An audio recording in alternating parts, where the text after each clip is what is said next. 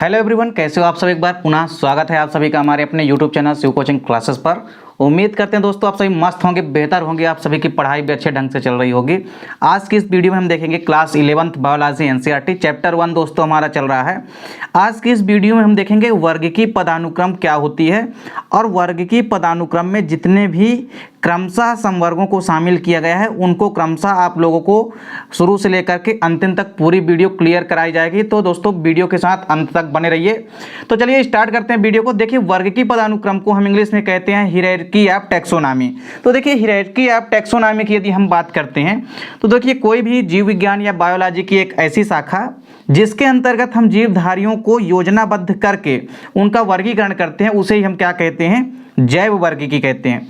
तो देखिए जैव वर्गीकी का चूंकि संबंध जो है आगे क्लासिफिकेशन से होता है, तो कोई भी जीव विज्ञान की ऐसी शाखा जिसके अंतर्गत हम योजनाबद्ध तरीके से वर्गीकरण करते हैं जीवधारियों का उसे हम क्या कहते हैं, जैव वर्गीकी कहते हैं। अब देखिए इसमें एक चीज आपको ध्यान में रखना है कि एक योजनाबद्ध वर्गीकरण में अध्ययन की जो सुविधा होती है उसके लिए जीवधारियों को बहुत से छोटे छोटे तथा बड़े समूहों में रखा गया है और इन समूहों को वर्गक या टेक्सान या संवर्ग कहते हैं। देखिए चूंकि कोई भी यदि वैज्ञानिक पर्टिकुलर किसी भी जीवधारी की यदि खोज करते हैं तो उनको एक वैज्ञानिक नाम देते हैं, जैसा कि आप लोगों को पता है। लेकिन उसके साथ ही साथ जो है वो वैज्ञानिक जो है उनको एक व्यवस्थित जो है वर्गीकरण यानी कि क्लासिफिकेशन भी करते हैं। तो जो क्लासिफिकेशन करते हैं ना उसमें कई सारे छोटे से लेकर के बड़े समूहों में उनको विभक्त कर देते हैं। अब यदि एनिमल्स की किसी की यदि खोज हुई, अब यदि उसको छोटे बड़े संवर्गों में डिवाइड नहीं किया गया है या बांटा नहीं गया है तो उनकी स्टडी करने के लिए हमको ज़्यादा कठिनाई आएगी। क्योंकि इसी मुद्दे को रखते हुए आगे वैज्ञानिकों ने क्या सोचा कि यदि हम छोटे बड़े समूहों के रूप में यदि इनको व्यवस्थित कर दें तो इनको पढ़ने में भी क्या होगी, सहूलियत होगी या आसानी होगी। तो इसी को मद्देनजर रखते हुए कई सारे साइंटिस्टों ने क्या किया कि जीवधारियों को कई सारे छोटे बड़े समूहों में योजनाबद्ध तरीके से वर्गीकृत कर दिया और जो छोटे बड़े समूह उन्होंने बनाए उनको उन्होंने क्या कहा, टेक्सान या संवर्ग नाम दिया। उसको उन्होंने क्या कहा, टेक्सान नाम दिया या कि संवर्ग कहते हैं। देखिए वर्गीकरण में बेसिकली इन संवर्गों का एक निश्चित स्थान होता है और सभी के सभी जो संवर्ग हैं उनको एक निश्चित स्थान पर रखा गया है। मतलब इनका एक पर्टिकुलर स्थान होता है कि ये सबसे बड़ा कहलाएगा, फिर इससे छोटा, फिर इससे छोटा, फिर इससे छोटा।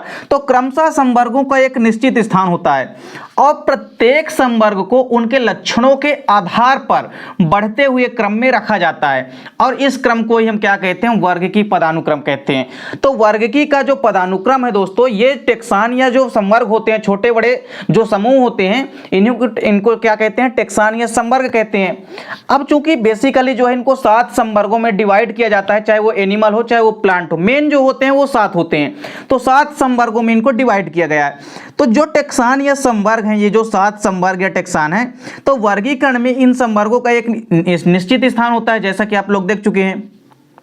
वही साथ ही साथ इनको बढ़ते क्रम में रखा गया, मतलब छोटा क्रम रहेगा, फिर उससे बढ़ता क्रम, फिर उससे बढ़ता क्रम, और इस क्रम को ही हम क्या कहते हैं, वर्गीकी का पदानुक्रम कहते हैं। तो वर्गीकी पदानुक्रम में दोस्तों यदि आपके पेपर में आता है तो आपको बताना है कि कोई भी जीवधारी है उनका एक छोटे बड़े समूहों में उनको वर्गीकृत किया गया है जिसे हम टेक्सान या संवर्ग कहते हैं और ये इनका जो स्थान होता है वो एक निश्चित स्थान है और इनका जो व्यवस्थित होने का क्रम है वही क्या कहलाता है, वर्गीकी पदानुक्रम कहलाता है। तो जो भी छोटे बड़े संवर्ग या टेक्सान है इनके व्यवस्थित होने का जो क्रम है वही क्या है, वर्गीकी का पदानुक्रम है। चलिए यहाँ पे समझ लेते हैं कि संवर्गों के जो पदानुक्रम है उनको घटते क्रम वाले निम्न 7 संवर्गों को शामिल किया गया है। मतलब यदि आप चाहे बढ़ते क्रम में पढ़ो या आप घटते क्रम में पढ़ो, तो जो सबसे पहले यदि हम बात करते हैं तो देखिए वर्गीकरण की जो सबसे बड़ी इकाई होती है वो क्या कहलाती है, जगत कहलाती है, जिसको हम क्या कहते हैं, किंगडम। अब जब आप किंगडम के नीचे आएंगे ना तो किंगडम के नीचे होता है संघ या प्रभाग, जिसको हम क्या कहते हैं, फाइलम या डिवीजन। देखिए प्लांट में यदि हम जाएंगे तो उसको हम प्रभाग कहेंगे और यदि संघ या जंतुओं के लिए यदि हम यूज करेंगे तो इसके लिए संघ यूज करते हैं, यानी कि फाइलम वर्ड यूज किया जाता है। इससे फिर छोटी इकाई क्या है, क्लास या वर्ग। तो वर्ग से भी छोटी फिर इकाई क्या है, इसके बाद फिर आता है ऑर्डर यानी कि गण।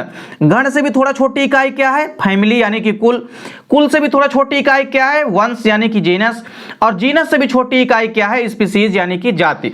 तो इस प्रकार से दोस्तों जो वर्गीकी का पदानुक्रम है इसमें 7 छोटे बड़े संवर्गों को शामिल किया गया है, जिसमें आपको क्रमशः यहाँ पे हमने घटते क्रम में दिखा रखा है कि यहाँ पे आप यदि नीचे से देखें तो सबसे छोटी होती है है स्पीसीज या जाति, फिर उससे बड़ी इकाई होती है वंश, फिर फैमिली, फिर ऑर्डर, फिर क्लास, फिर फाइलम, और सबसे बड़ा क्या होता है इकाई जगत यानी कि किंगडम। अब यहाँ पे दोस्तों जितने भी वर्ग की पदानुक्रम के जितने भी समवर्ग या टेक्सान हैं, चाहे वो आपका जगत हो, चाहे संघ या प्रभाग हो, चाहे वो आपका वर्ग हो, चाहे वो गण हो, चाहे वो आपका वो कुल हो, चाहे वो वंश हो, चाहे जाति, इसको पूरा का पूरा डिटेल में देखेंगे। तो आइए सबसे पहले स्टार्ट करते हैं जगत यानी कि किंगडम। तो देखिए जो किंगडम या चूंकि किंगडम या जगत जो है वो वर्गीकरण की सबसे बड़ी इकाई होती है, इसलिए सबसे पहले हम स्टार्ट करते हैं वर्गीकरण की क्रमशः छोटी इकाई से। तो चूंकि वर्ग की पदानुक्रम में जो सबसे छोटी इकाई होती है वो होती है जाति या स्पीसीज। तो चलिए सबसे पहले स्पीसीज यानी कि जाति से ही स्टार्ट करते हैं, और फिर धीरे धीरे क्रमशः बढ़ते क्रम में इनको पढ़ते जाएंगे। जैसे जैसे वह संवर्ग जो है धीरे धीरे क्रमशः बड़े आते जाएंगे, वैसे वैसे इनको क्रमशः एक के बाद एक पढ़ते जाएंगे। तो सबसे देखिए वर्गीकरण की यदि हम बात करते हैं तो सबसे छोटी इकाई क्या होती है, जाति होती है यानी कि स्पीसीज होती है। तो आप देख भी सकते हैं कि यह वर्गीकरण की सबसे छोटी इकाई होती है। अब जाति को समझने के लिए दोस्तों अलग अलग साइंटिस्टों ने अलग अलग प्रकार की डेफिनेशन दी है। तो देखिए यदि हम बात करते हैं जॉन रे जो साइंटिस्ट हैं, जॉन रे के अनुसार उन्होंने अपनी परिभाषा क्या दी, उन्होंने क्या कहा कि वे सभी जंतु जिनकी उत्पत्ति जो है एक ही किस्म के जनक करते हैं वे सभी एक ही जाति के सदस्य होते हैं। अब देखिए जॉन रे ने क्या कहा कि ऐसे सभी जंतु जिनकी उत्पत्ति एक ही किस्म के जनक से होती है, मतलब यदि एक ही प्रकार के जनक से जितने भी बच्चे पैदा होंगे या जितने भी संतानें उत्पन्न होंगी वो सभी एक ही जाति के होंगे। यह परिभाषा किसने दी, जॉन रे ने दी। तो जॉन रे के अकॉर्डिंग यानी अकॉर्डिंग टू जॉन रे उन्होंने क्या कहा कि एक ही जनक से उत्पन्न संतानें जो है वे सभी एक ही जाति के सदस्य होते हैं। तो उन्होंने क्या कहा यहाँ पे कि जो जाति की परिभाषा है उन्होंने किसके आधार पे दे दी, जनक के आधार पे दे दी। तो उन्होंने क्या कहा कि यदि एक ही जनक से उत्पत्ति संतानें हैं तो वो सभी एक ही जाति के सदस्य होंगे। अब देखिए यहाँ पे यदि हम बात करते हैं कैरोलस लिनियस की, तो जब लिनियस आए तो उनकी एक पुस्तक है जिसका नाम है सिस्टेमा नेचुरी। इसको जरूर आपको ध्यान में रखना है दोस्तों, क्योंकि बायोलॉजी में कहीं पर भी यदि आपको पूछा जाए कि किसी भी साइंटिस्ट की यदि पुस्तक का नाम आता है, बुक का नाम हमेशा याद रखना, क्योंकि अक्सर किसी न किसी कॉम्पिटिटिव एग्जाम से लेकर के आपके नॉर्मल एग्जाम में तो आएगा ही, लेकिन आपके कॉम्पिटिटिव एग्जाम में भी किसी भी साइंटिस्ट की पुस्तक का नाम, उनकी खोज का सन, ये क्वेश्चन अधिकतर पूछे जाते हैं। तो लिनियस की जो पुस्तक है सिस्टेमा नेचुरी, उसमें उन्होंने जाति की परिभाषा जो है आकार की समानता पर दी है। तो उन्होंने जब परिभाषा दी कैरोलस लिनियस ने, इन्होंने क्या कहा कि आकारिकी समानता वाले प्राणियों के समूह को जाति कहते हैं। मतलब आकार में यदि कई सारे प्राणी आपस में समान दिखाई देते हैं आपको, तो वो सभी के सभी प्राणी एक ही जाति के सदस्य होंगे।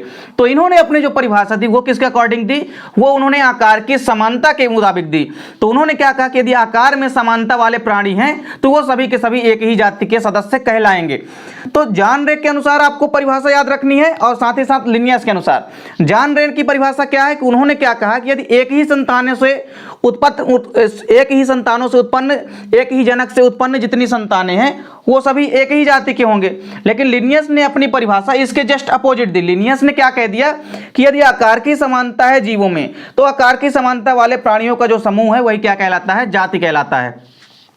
चलिए इसके बाद बढ़ते हैं वंश की ओर यानी जीनस की ओर। तो जीनस की यदि हम बात करते हैं यानी वंश की ओर, तो यह वर्गीकरण की थोड़ा जाति से थोड़ा बड़ी इकाई है। मतलब कई सारी जब जातियां मिलेंगी ना आपस में, तब क्या बनेगा, तब ये जाके वंश बनता है यानी जीनस का निर्माण होता है। तो अब यदि हम वंश की बात करते हैं तो देखिए ये जाति से थोड़ी बड़ी इकाई होती है। तो इसमें आपको एक चीज ध्यान में रखना है कि कोई भी यदि वंश या जीनस है, कई जातियों के जीव समूह मिलकर के आपस में क्या बनाते हैं, वंश का निर्माण करते हैं, मतलब कि जीनस का निर्माण करते हैं।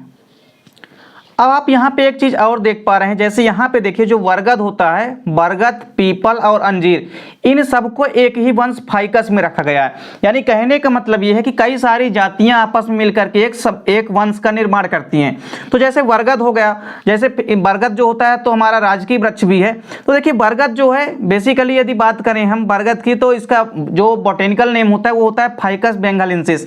तो देखिए बरगद की यदि हम बात करते हैं, इसके अलावा पीपल की फाइकस मेलिजियोसिया, या आप अंजीर की बात करो, इन सब का जो वंश होता है एक ही होता है, फाइकस। तो कुल मिलाकर के तीनों जातियों का जो वंश है यहाँ पे क्या है, वो है फाइकस। तो वंश जो होते हैं आपस में कई सारी जीव जातियों के समूह को मिलाकर के वंश बनते हैं, मतलब कई सारी जातियां मिलकर के एक पर्टिकुलर वंश का निर्माण करती है, यानी कि जीनस का निर्माण करती है। तो किसी भी जीनस या वंश के निर्माण में आप लोगों ने क्या देखा कि जातियां ही आपस में मिलकर के वंश का निर्माण करेगी। आप एग्जाम्पल भी यहाँ पे समझ सकते हैं, जैसे बरगद हो गया, इसके अलावा पीपल हो गया और अंजीर, इन सबको एक ही वंश फाइकस में रखा जाता है।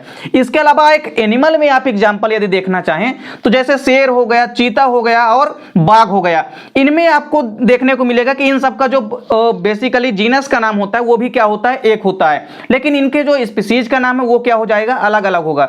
लेकिन जीनस का नाम, एक चीज आपको याद रखना है कि अलग अलग, कि जीनस का नाम जो है वो एक ही होगा, चाहे वो शेर हो, चाहे वो आपका बाघ हो, या आपका चाहे वो तेंदुआ हो। तो इनको, इनमें आपको एक चीज ध्यान में रखना है कि इनका सबका वंश जो है वो एक ही होता है। अब इसके बाद चलते हैं कुल यानी कि फैमिली में। तो देखिए अनेक समान लक्षणों वाले वंश आपस में मिलकर के कुल का निर्माण करते हैं। तो सेम उसी प्रकार कंडीशन को आपको आगे बढ़ाना है, तो छोटी यूनिट क्रमशः इकट्ठी हो करके एक बड़ी यूनिट बनाते हैं। जैसे कई सारी जातियां आपस में मिलकर के वंश का निर्माण करती है, उसी प्रकार कई सारे समान लक्षण वाले वंश आपस में मिलकर के किसका निर्माण करते हैं, फैमिली का निर्माण करते हैं। तो फैमिली के लिए भी आप एग्जाम्पल यहाँ पे देख सकते हैं कि जैसे यहाँ पे आपको एक चीज देखने को मिल रहा होगा कि जैसे शेर होता है, शेर, चीता और तेंदुआ जो कि पैंथेरा वंश के अंतर्गत आते हैं। इन सब का वंश तो क्या है, एक ही है, पैंथेरा। एवं बिल्ली जो कि फेलिस वंश के अंतर्गत आती है। पैंथेरा एवं फेलिस दोनों ही वंश को एक ही कुल फेलिडी में रखा गया है। अब देखिए वंश अलग अलग हो सकते हैं, किसी भी फैमिली की वंश जो है अलग अलग हो सकते हैं, मतलब कई सारे वंश मिलकर के एक फैमिली का निर्माण करते हैं। तो अब देखिए यहाँ पे एक एग्जांपल दिया गया कि जो पैंथेरा वंश होता है और जो एक फेलिस वंश होता है, फेलिस चूंकि जो बिल्ली होती है, कैट होती है, उसका वंश है। तो पैंथेरा वंश और फेलिस, इन दोनों को ही एक ही कुल फेलिडी में रखा गया है। मतलब आप ये कह सकते हैं कि पैंथेरा और फेलिस दोनों वंश मिलाकर के एक कुल बनता है जो कहलाता है फेलिडी। तो आप ऐसा भी समझ सकते हैं। इसके बाद देखिए अगली जो इकाई है वो है ऑर्डर यानी कि गण। गण की यदि हम बात करते हैं तो देखिए अनेक कुलों के समान लक्षणों के आधार पर गण बनाए जाते हैं। मतलब कई सारे गण आपस में मिलकर के किसका निर्माण करते हैं, ऑर्डर का निर्माण करते हैं। तो कुल मिलाकर के कई सारे, आपको याद रखना है कि कुल मिलकर के यानी फैमिली जो है आपस में मिलकर के ऑर्डर यानी कि गण का निर्माण करती हैं। फॉर एग्जाम्पल आप यहाँ पे समझ सकते हैं कि जैसे फैमिली में एक चीज और आपको याद रखनी है, तो यहां पे आपको एक चीज ये याद रखनी है कि जो फैमिली होती है उसके लास्ट में एल्स लगा होता है। जो आप लोगों ने फैमिली देखा है, फैमिली में तो बेसिकली एसी लगा होता है। जैसे आप लोगों ने कई सारी फैमिली पढ़ी होगी, चाहे वो मालवेसी हो, चाहे वो सोलिनेसी हो। हाँ, फैमिली में भी चलिए इसके पहले आप लोगों को एक चीज बताना भूल गया। तो आप लोगों ने जब फैमिली देखी यानी कि कुल देखा, तो कुल में एक चीज और आपको याद रखना है कि जो कुल होती है, फैमिली का नाम होता है, उसके लास्ट में एसी लगा होता है, प्रत्यय जो होती है, चाहे वो आपकी सोलिनेसी हो, ब्रेसिक एसी, मालवेसी हो, चाहे पोएसी हो, चाहे ग्रेमनी हो। तो कुल मिलाकर के जितने भी फैमिली हैं उनके सबके लास्ट में ऐसी वर्ड आता है। उसी प्रकार यदि गण में हम बात करते हैं तो गण में आपको एक चीज याद में रखना है कि इनके लास्ट में जो प्रत्यय लगता है ना, यानी जो सफिक्स लगता है, वो क्या लगता है, वो आपको याद रखना है, वो लगता है एल्स लगता है। तो चाहे वो आपका पेराइटल्स हो, चाहे वो आपका कुछ भी हो, तो कुल मिलाकर के कोई भी यदि गण है तो उसके लास्ट में एल्स लगेगा प्रत्यय। इसके अंतर्गत प्रत्यय एल्स लगता है। जैसे पेराइटल्स गण के अंतर्गत ब्रेसिकेसी, केप्रेडेसी कुलों को रखा गया है। तो देखिए अब कई सारी फैमिली मिलके एक कुल का निर्माण करती हैं, कई सारी फैमिली मिलकर के एक गण का निर्माण करती हैं। तो कुल या फैमिली तो वही है। तो कुल या फैमिली मिलकर के ऑर्डर यानी कि गण का निर्माण करती हैं। तो जैसे यहाँ पे ब्रेसिकेसी और केप्रेडेसी फैमिली मिलकर के पेराइटल्स गण का निर्माण करती हैं। तो इस प्रकार से क्रमशः कई सारे कुल मिलकर के एक गण का निर्माण करते हैं। अब गण से भी बड़ी यूनिट क्या होती है, वर्ग यानी कि क्लास। तो क्लास या वर्ग की यदि हम बात करते हैं तो अनेक गणों के समान लक्षणों के आधार पर वर्ग बनाए जाते हैं। अब कई सारे गण मिलकर के आपस में क्या बनाएंगे, एक वर्ग का निर्माण करेंगे यानी कि क्लास का निर्माण करेंगे। फॉर एग्जाम्पल यहाँ पे आप समझ सकते हैं कि जो स्तनधारी यानी कि मैमेलिया वर्ग होता है, इसके अंतर्गत मुख्य रूप से प्राइमेटा और कार्निवोरा आदि गण रखे गए हैं। तो जैसे आप समझ सकते हैं कि मैमेलिया क्या है, मैमेलिया या स्तनधारी क्या है, एक वर्ग यानी कि क्लास है। तो स्तनधारी यानी कि मैमेलिया वर्ग के अंतर्गत प्राइमेटा और कार्निवोरा, इन दोनों ही गण को रखा गया है। मतलब ये गण आपस में मिलकर के किसका निर्माण कर रहे हैं, वर्ग का निर्माण कर रहे हैं। तो इस प्रकार से कई सारे गण मिलकर के एक वर्ग का निर्माण करेंगे। अब इसी क्रम को, इसी सिलसिले को आगे बढ़ाते हुए हम बात करते हैं संघ यानी कि प्रभाग की। तो संघ या प्रभाग इसको कह सकते हैं। तो प्रभाग जो वर्ड है, हमने आपको पहले ही स्टार्टिंग में बता दिया कि यह वर्ड बेसिकली पादपों के लिए यूज किया जाता है और संघ का यूज जो है वो एनिमल्स के लिए होता है। तो चलिए संघ या प्रभाग की यदि हम बात करते हैं तो पादपों में संघ के स्थान पर प्रभाग प्रयोग किया जाता है, जैसा कि हमने आपको पहले ही बता दिया। और अनेक वर्गों में समानता के आधार पर जंतुओं में संघ और पादपों में प्रभाग बनाए जाते हैं। अब यदि कई सारे वर्ग आपस में एक समान है तो कई सारे वर्ग मिलकर के एक संघ का निर्माण करते हैं। जैसा कि आप लोग समझ सकते हैं एग्जाम्पल के लिए कि जो कार्डेटा संघ होता है ना, जो कार्डेटा फाइलम है, इसके अंतर्गत मुख्य रूप से यदि आप देखें, वैसे तो कई सारे वर्ग आते हैं लेकिन कार्डेटा संघ के अंतर्गत जैसे मुख्य रूप से 5 वर्गों को रखा गया है। तो 5 वर्गों में से जैसे 4 वर्ग तो आपके फेमस आपको यही दिख रहे हैं। 4 वर्गों में से आपके 4 वर्ग तो यही हो गए, जैसे एक मैमेलिया वर्ग हो गई, एक आपका सरीसृप वर्ग हो गया जिसको कि आप रेप्टिलिया वर्ग कहते हैं। इसके अलावा एक एम्फीबिया यानी कि उभयचर वर्ग हो गया, और उभयचर के अलावा एक और जो वर्ग हो गया ना, वो क्या कहलाता है, एबीज वर्ग यानी कि पक्षी वर्ग कहला गया। तो कुल मिलाकर के 4-5 जो है वर्ग जो है कार्डेटा संघ के अंतर्गत आते हैं। तो कार्डेटा संघ के अंतर्गत जो 5 वर्ग आते हैं, 4 तो हमने आपको बता दिया वैसे ही। तो आपको यहाँ पे एग्जाम्पल याद रखना है कि कार्डेटा संघ के अंतर्गत जो 5 वर्ग आते हैं, तो आपको यहाँ पे ये डिनोट कर रहा है कि कई सारे संघ मिलकर के कई सारे वर्ग मिलकर के आपस में किसका निर्माण करते हैं, संघ यानी कि प्रभाग का निर्माण करते हैं। तो ये चीजें आपको ध्यान में रखनी है कि कई सारे क्लास आपस में मिलकर के किसका निर्माण करेंगे, एक संघ का निर्माण करेंगे। ठीक उसी प्रकार जैसे हमने आपको बताया कि कई सारे वर्ग आते हैं किसके अंतर्गत, कार्डेटा संघ में, मतलब कई सारे वर्ग मिलकर के एक कार्डेटा संघ का निर्माण करते हैं। उसी प्रकार हर एक संघ में कई सारे वर्ग आते हैं, चाहे वो आप आर्थ्रोपोडा की बात करो, चाहे जितने भी संघ हैं, उन सब में क्या होता है कि संघों के अंतर्गत कई सारे क्लास यानी कि वर्ग आते हैं। अब यदि बात करते हैं हम किंगडम यानी कि जगत की, तो देखिए जगत की यदि हम बात करते हैं ना, तो जगत जो होता है ये वर्गीकरण की सबसे बड़ी इकाई होती है। ये क्वेश्चन डेफिनेट पेपर में आता है, हर बार पेपर में पूछा जाता है, चाहे वो आपसे वर्गीकरण की सबसे बड़ी इकाई पूछे, चाहे आपसे वर्गीकरण की सबसे छोटी इकाई पूछे। कोई भी वर्गीकरण है उसकी सबसे बड़ी इकाई क्या होती है, जगत होती है यानी कि किंगडम होती है। और यह जीवों का सबसे बड़ा समूह भी होता है। विभिन्न संघों के सभी जंतुओं को एक अलग जगत एनिमेलिया में रखा गया है और पौधे के सभी प्रभावों को प्लांटी जगत में रखा गया है। ये एग्जाम्पल देके रखा है यहाँ पे ये बताया गया है कि जैसे कई सारे संघ जो हैं, जो यदि पादपों का कोई संघ है तो पादपों के जितने भी संघ हैं उनको किंगडम प्लांटी में रखा गया है, क्योंकि पादप जगत को हम क्या कहते हैं, किंगडम प्लांटी कहते हैं। तो पादपों के अंतर्गत जितने भी संघ आते हैं उसको हमने कहाँ रख दिया है, प्लांटी किंगडम में रख दिया गया है। वहीं यदि किसी भी एनिमल्स की बात करते हैं तो किसी भी एनिमल्स या जीवों को किस में रख दिया गया है, तो एनिमल किंगडम में रख दिया गया है। यह चीज आपको ध्यान में रखनी है कि जगत जो होती है वर्गीकरण की सबसे बड़ी इकाई होती है। कई सारे संघ आपस में मिलकर के फिर एक जगत का निर्माण करते हैं यानी कि एक किंगडम का निर्माण करते हैं। चलिए यहाँ पे आप चूंकि वर्गीकी पदानुक्रम आपने पढ़ लिया है, यानी वर्गीकी का जो आपने 7 समवर्गों का समूह देखा उसमें क्रमशः आपने छोटे से बड़े क्रम में घटते देखा। तो मतलब छोटे से आपने जाति देखा, फिर उससे बड़ी इकाई वंश देखी, वंश के बाद फिर आपने कुल देखा, कुल के बाद आपने गण देखा, गण के बाद आपने वर्ग देखा, वर्ग के बाद आपने संघ या प्रभाग देखा और उसके बाद फिर आपने जगत देखी।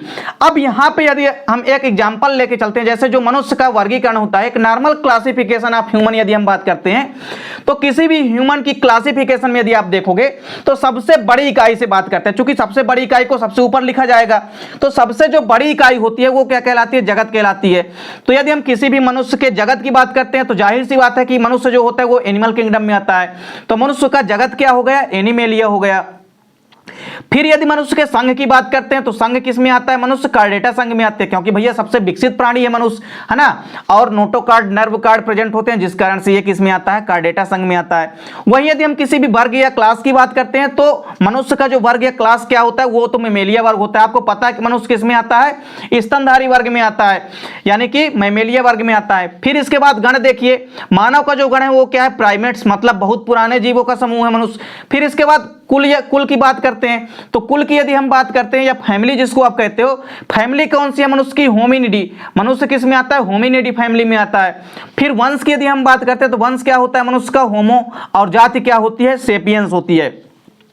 एक और एग्जांपल हमारे पास यहाँ पे दिया है गुलाब का, यानी जो रोज का प्लांट होता है, गुलाब के प्लांट में आप देखेंगे इसका जो क्लासिफिकेशन होता है, यदि इसके जगत की बात करते हैं तो जगत क्या है? जाहिर सी बात है कि पौधा है तो प्लांटी किंगडम में आएगा। फिर इसके बाद प्रभाग की यदि हम बात करते हैं, देखिए यहाँ पे अब संघ होना चाहिए था, लेकिन संघ के स्थान पे क्या हो जाता है? प्रभाग हो जाता है, यानी कि डिवीजन हो जाता है। किसमें? किसी भी पादप में। तो प्रभाग क्या होता है? एंजियोस्पर्मी, मतलब ये एंजियोस्पर्म के अंतर्गत आएंगे। फिर वर्ग क्या है इसकी? वर्ग है इसकी डाइकोटिलेडनी। वर्ग कौन सी है? डाइकोटिलेडनी, मतलब डाइकाट प्लांट में आएंगे। फिर इनका गण कौन सा है? तो गण है इनका रोजेल्स गण के अंतर्गत आते हैं ये। फिर इनका कुल क्या है? रोजेसी कुल में आते हैं। फिर जो वंश होती है इसकी रोजा होती है। फिर जाति क्या है? इंडिका।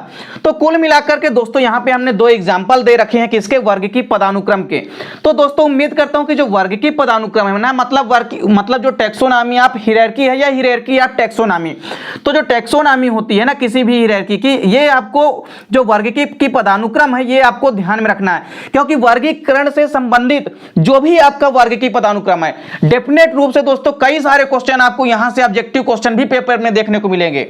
आपको यहां पे लॉन्ग क्वेश्चन आंसर तो देखने को मिल ही सकते हैं, साथ ही साथ वर्ग की पदानुक्रम में आपको ऑब्जेक्टिव क्वेश्चन बहुत सारे पूछे जाते हैं। ऑब्जेक्टिव क्वेश्चन आपसे किस प्रकार पूछेंगे? जैसे आपको क्या दे देगा कि कई सारे जाति आपस में मिलकर के किसका निर्माण करते हैं, तब आपको पता होना चाहिए कि जाति आपस में मिलकर के वंश का निर्माण करते हैं। फिर आपसे यदि पूछ दे कि कई सारे संघ मिलकर किसका निर्माण करते हैं, तो आपको पता होना चाहिए कि संघ आपस में मिलकर के एक जगत का निर्माण करते हैं। आपसे पूछ दिया कि कई सारे गण मिलकर के किसका निर्माण करते हैं, तो आपको पता होना चाहिए कि कई सारे गण मिलकर के किसका निर्माण करते हैं? एक वर्ग का निर्माण करते हैं, यानी कि क्लास का निर्माण करते हैं। तो इस प्रकार से कई क्वेश्चन दोस्तों वर्ग की पदानुक्रम से संबंधित पेपर में पूछे जाते हैं। उम्मीद करता हूं दोस्तों वीडियो पसंद आई होगी। दोस्तों वीडियो अच्छी लगे तो लाइक और कमेंट जरूर कीजिएगा। मिलते हैं दोस्तों नेक्स्ट वीडियो में, तब तक के लिए जय हिंद, वंदे मातरम।